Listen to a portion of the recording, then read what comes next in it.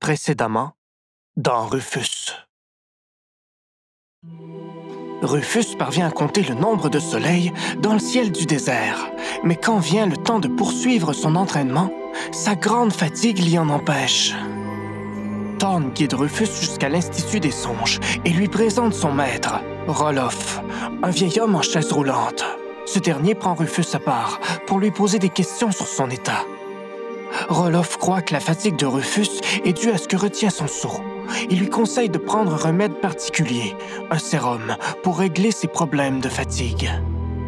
De retour à l'orphelinat, Rufus se fâche contre Yvon pour avoir pris une photo de lui et l'avoir vendue au journal du temps qui passe. Dans sa chambre, il sent la fatigue revenir. Il prend alors le sérum et s'endort à l'instant. Et demain, vous serez revigoré. Rufus, saison 2, épisode 7. L'aveu. Première partie.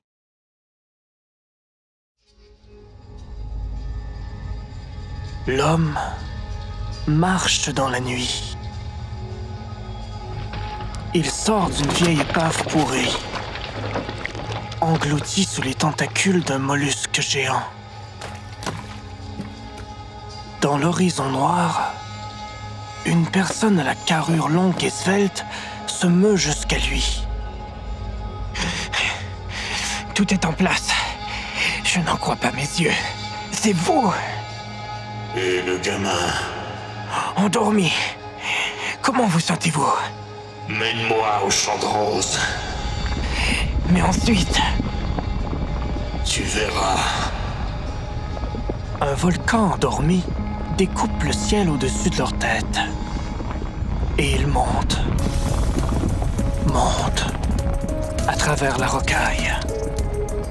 D'infimes mouvements trahissent la présence de rapaces nocturnes, vautrés dans les coins sombres. Tout va bien? Continuons. L'enveloppe. Je crois qu'elle me plaira. Oui. Merci.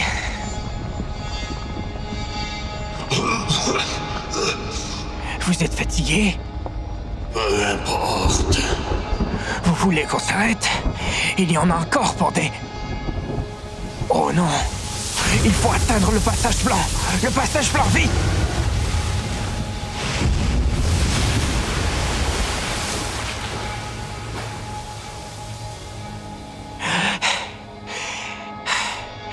Regardez, cette lumière. Nous sommes sur la bonne voie. Autour, tout est vaporeux. Le grand maigre retire ses lunettes et tournoie sur lui-même. Là! Elles sont ici! Des millions de roses flottent en état d'apesanteur. Les pétales multicolores se détachent en tous sens, enveloppés par le courant d'air chaud, au parfum de rose, de lilas, de lavande. À vous maintenant. Oui.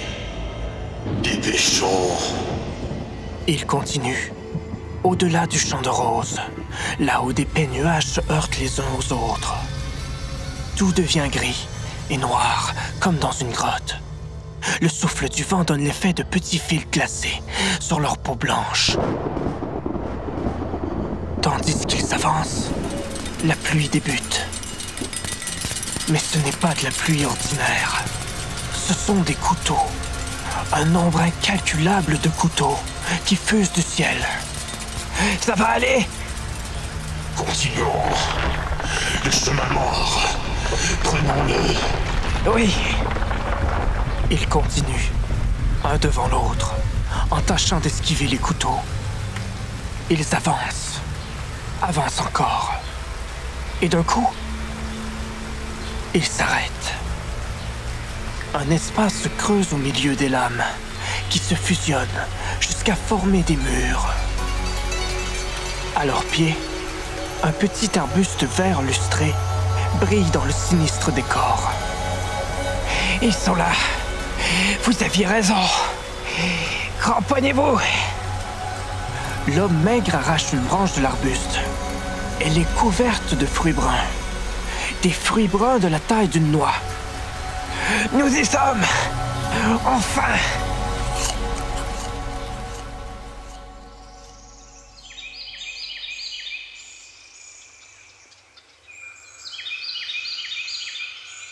C'était l'après-midi.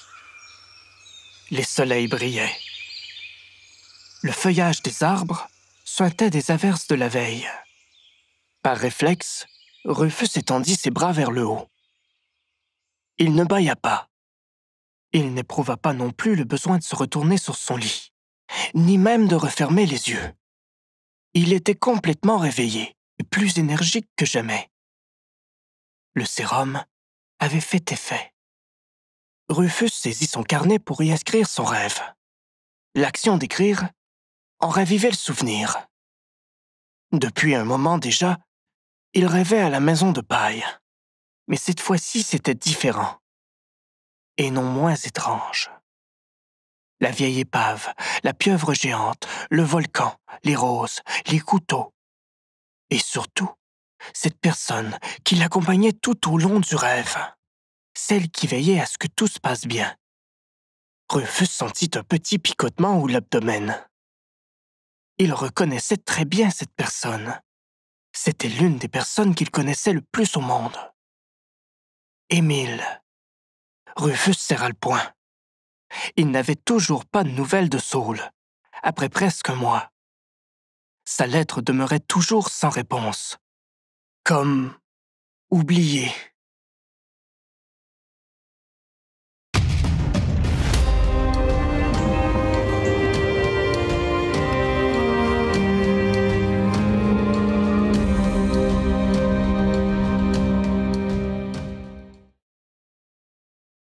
Rufus referma son carnet. Il allait s'habiller lorsqu'il entendit quelqu'un courir en direction de sa chambre.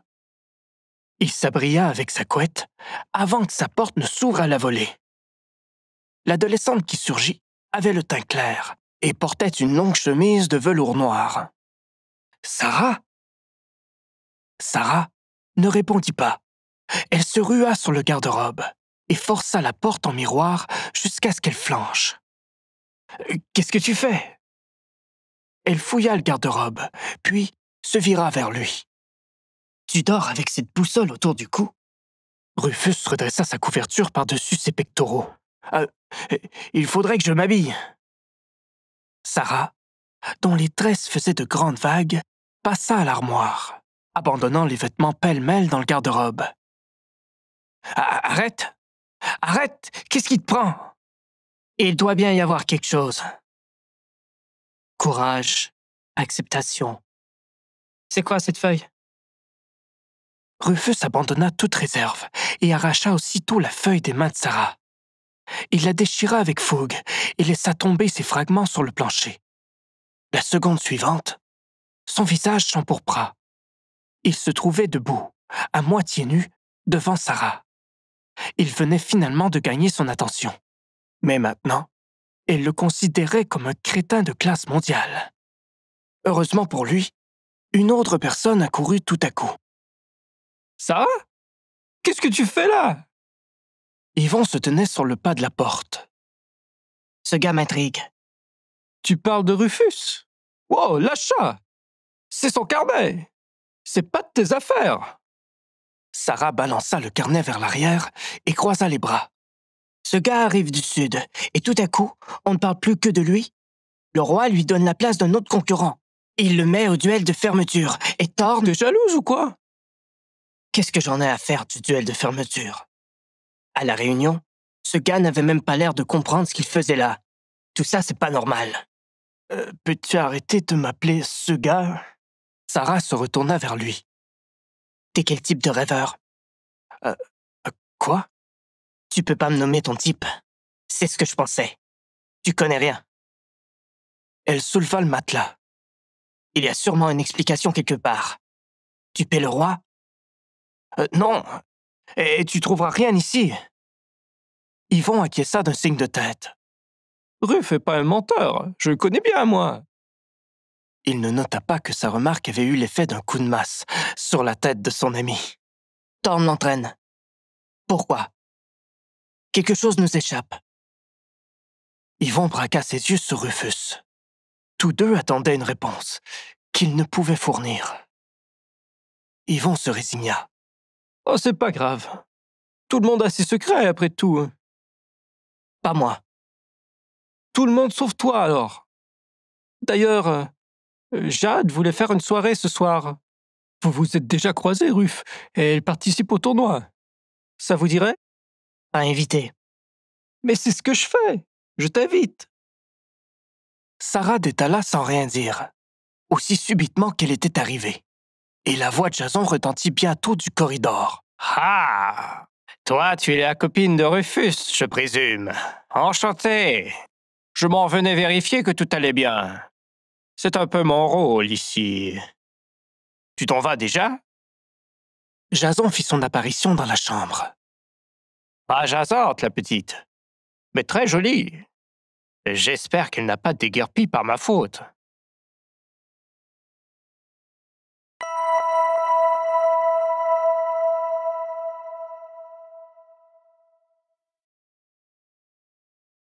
Rufus ouvrit le vieux placard à ménage, prit le balai et pénétra dans la chambre vide à l'extrémité du couloir. Il poussa le lit et commença à balayer. Quel dommage de ne pas avoir d'entraînement aujourd'hui. Roloff avait visé juste. Le sérum réglait son problème de fatigue. Et avec la fatigue, l'humeur également.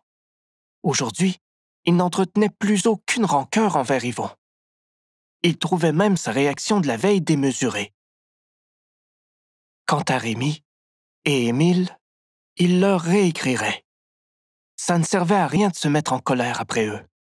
C'était sa famille. Il voulait son bien. Peut-être sous-estimait-il seulement le temps qu'une lettre prenait pour voyager de Saul à Hellas. Il époussa le bureau et continua sa corvée dans la chambre la plus proche, celle de Donald. Elle était spacieuse et décorée d'instruments de musique. Pour Donald, ces instruments étaient des ornements, et il avait un penchant marqué pour les cuivres, surtout pour le battu, qui partageait sa forme arrondie. J'irai, statua Rufus. Auparavant, il n'avait jamais été le bienvenu dans les soirées. Mais aujourd'hui, des opportunités s'ouvraient à lui. Il devait seulement faire un effort pour les saisir. Une fois le ménage achevé dans les chambres du haut, Rufus se replia dans la sienne. Il vit la plante morte sur le bureau et se décida tout à coup à la jeter. C'était Muriel qui allait être contente. Elle avait toujours vu son désir de la conserver et de l'arroser comme de l'entêtement mal placé. Quand Rufus empoigna le pot pour y retirer la plante, il remarqua de petites traces fines dans la terre. Sarah était allée jusqu'à la retourner pour vérifier si quelque chose n'y était pas caché. En fin d'après-midi, Yvon guida Rufus près du puits. Il s'assura que personne ne les regardait et tassa une pierre dans le bas de la margelle. Il jeta un nouveau coup d'œil derrière et entraîna son ami dans le petit bois.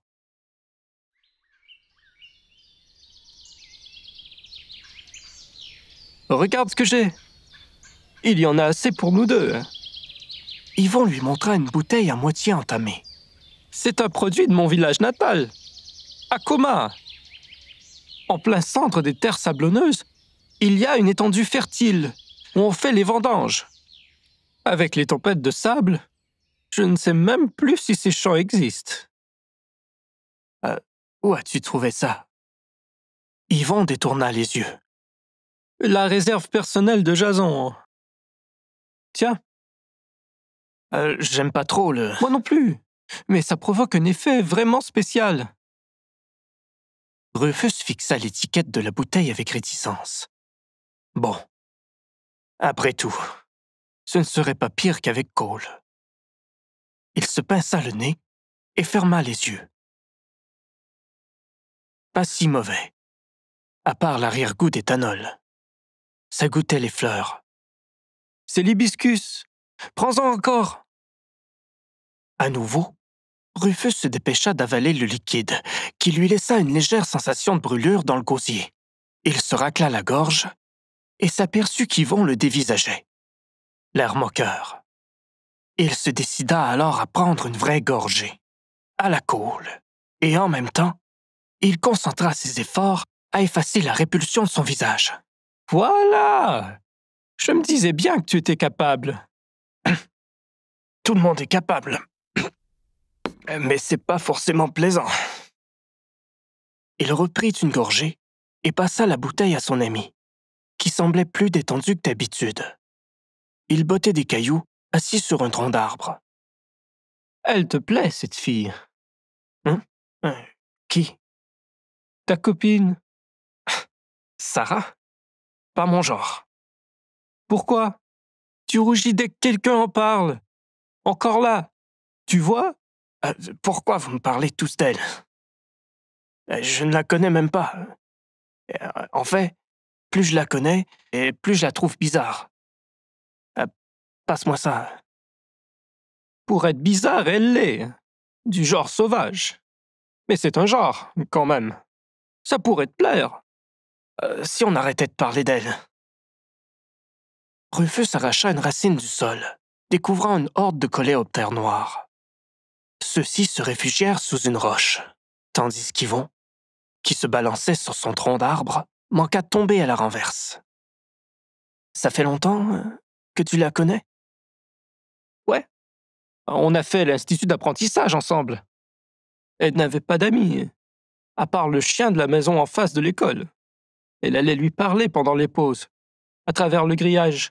Elle le nourrissait, tout ça. Dans l'article du journal, ça disait qu'elle avait 3 loups? Pas dans la vraie vie. C'est une dresseuse. Dans le monde des rêves, elle dresse des loups. Tiens, la bouteille est presque finie. Merci, fit Rufus, songeur. Si Hervé est un trappeur, ça veut dire qu'il peut piéger les loups de Sarah? Ouais? Thorne t'a rien appris? Les trappeurs sont experts contre les dresseurs. C'est leur spécialité. Et à part ça, il y a d'autres sortes de rêveurs? Les trappeurs, les dresseurs, les artistes et les magiciens. Ça fait 4. Et Thorne? Thorne est un rêveur artiste. Il forge et déforme les rêves. Ok. J'y comprends rien, mais c'est pas grave. Je vais perdre de toute façon. Quoi? Non, tu vas gagner, Ruf. Tu devrais voir mes entraînements.